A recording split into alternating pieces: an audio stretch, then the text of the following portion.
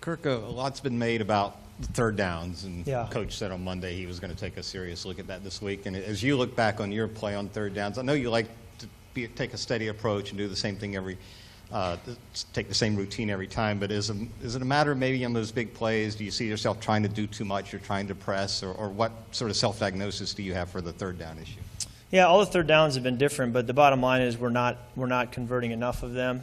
Doesn't give you a chance to stay on the field. If you can stay on the field, you can give your defense a rest, you can get your run game going. So when you don't convert third down, a lot of other problems start to show up. And I think the third down and the turnovers would be two of the biggest issues that if we can correct, I think good things are going to happen. Why we're not converting is a number of things, and I don't think it's trying to do too much. Maybe it's trying to do too little. I think there were a couple where maybe I should have progressed and gone to work a deeper route than to throw a shorter route incomplete. So you can't name any one thing as the reason why we're not converting. It's a whole list of things, but that'll definitely be an emphasis this week in practice, and we need to be better not only this Sunday but the rest of the season. Kirk, is there anything in your mind that kind of separates you from the first half to the second half? Some of these turnover, I guess, issues have been mostly in the second half. Right. Is there anything that changes mentally, physically for you in your eyes? I don't know. I don't think so. I don't think there's a big change in my approach, or I really don't think it's the pressure or the moment. I don't think it's that. I think it's just trying to do too much, trying to get us back in the game, and forcing things. So if I could point to one thing, I'd just say it's trying to force things, trying to do too much. And I guess in the first half, I don't feel the need to do that as much. Maybe that's it. I don't know. But really, it's been two and a half quarters where I've thrown 7 interceptions, and that's just atrocious. But the other quarters have not been, consistent with that. I think the other quarters, for the most part, have been good football.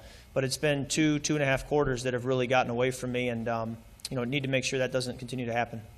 Pierre's been a guy, last 2 years, he's been a go-to guy. Seems like the last couple weeks, outside of that touchdown, he's kind of almost been a forgotten man. Are teams doing things to take him away, or what are you seeing when you look out there? What's going on with him? Yeah, it's kind of been up and down. There have been games where he's been our number one guy and extremely productive, and there have been other games where he hasn't had the volume of catches that we would like or he would like. But, it can vary from teams we play to coverages to plays we call to not converting on third down. When you have to go 3 and out and you don't get on the field and stay on the field, it's hard to get different receivers a lot of catches. So I think if we can convert third downs, if we can stay on the field, if we can prolong drives, I think that's going to allow a guy like Pierre to continue to show up with a lot of catches week in and week out. But he's still playing at a high level, and there are a lot of times where he's running great routes and he's just not getting the football. But it really is no reflection of how he's playing or what they're doing against him.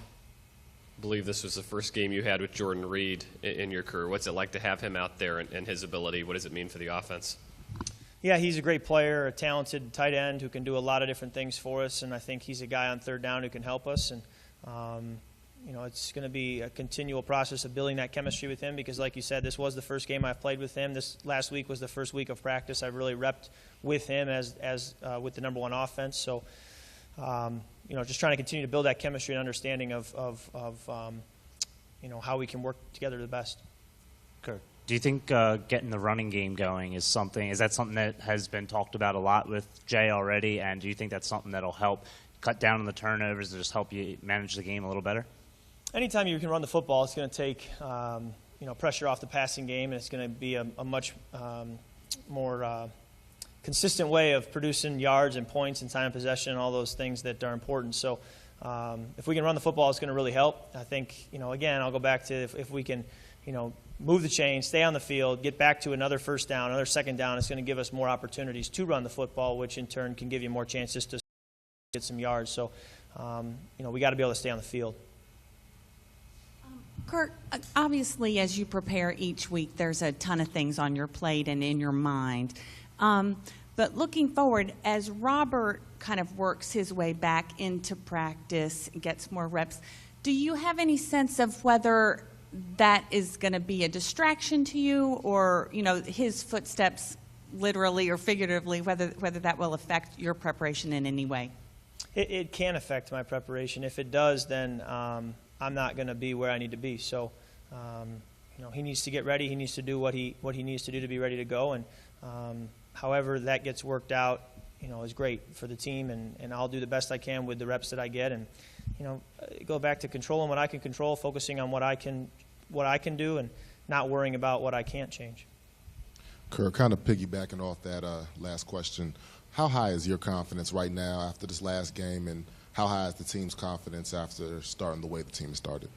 Yeah, I think we just try to be consistent. We talk about never getting too high or never getting too low, and whether we started 5-1 or 1-5, if you ride the roller coaster and try to make decisions or change your approach based on your emotions, you're just not going to be consistently successful. So we need to just continue to stay consistent emotionally and with our focus and with our preparation, regardless of the record or what's transpired in the last few weeks. Kirk, on the I think it was the first series of the Giants game, you had that read option quarterback pull, slid down, everything looked great. Since then, I haven't seen you really kind of do much bootlegs and running around. Has anything changed in that regard? Are you feeling comfortable in terms of your ability to elude rush and all that? Yeah, I feel good.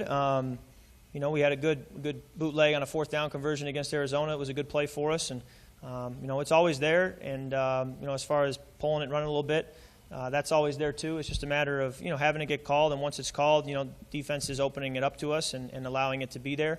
But I think it's something that we do well, and we'll continue to do and continue to emphasize. And I do believe that there are times where I probably don't give myself enough credit as an athlete, and I probably could move around a little more, scramble a little more, and I think do a little bit more athletically than maybe what I give myself credit for, and I think that could help our offense. But I can't force it; it has to come naturally. It has to be something you do instinctively. I can't make a decision before the snap. I'm going to scramble here. It has to be something I react to. Kirk, Coach has made a lot of emphasis on home games and protecting your own place, and you've lost 2 in a row. You've got one Sunday, and then you don't have another home game for a month. How important is this game in terms of proving that you guys can win at home? Yeah, all the games are important, and especially at home. You want to win all your home games. That's always going to give you a chance to get to the playoffs. So with a home game looming this Sunday, we need to get a win. We understand that, and for a lot of different reasons, we want to get a win. And, it's important to win games, especially in a home game like this, and when a lot of former alumni are coming back. Kirk, your completion percentage on intermediate and long throws has been pretty high. It seems like you've struggled a bit on some of the underneath routes, throwing behind guys. Jay pointed it out the other day. When you go back and you look at the film, what do you see on those shorter routes? Yeah, every play is different, but I do see a play here or there where if I wait a second longer, let the route develop, I'll have a better idea of where he's going, and I can lead him better. I really don't think it's an accuracy issue. I just think that's one of my strengths. That's what's gotten me to this point to be here in the NFL. So to say I'm not accurate or I'm struggling to locate where the football needs to go, that's not it. It's more timing of a concept, just chemistry with a receiver, my feet, having my feet in balance and being able to move in the pocket and stay balanced, because it's an imperfect world, and you can't always have perfect pocket around you. So I think it's more those elements than it is just accuracy or I'm struggling with throwing shorter throws. I just don't think it's that.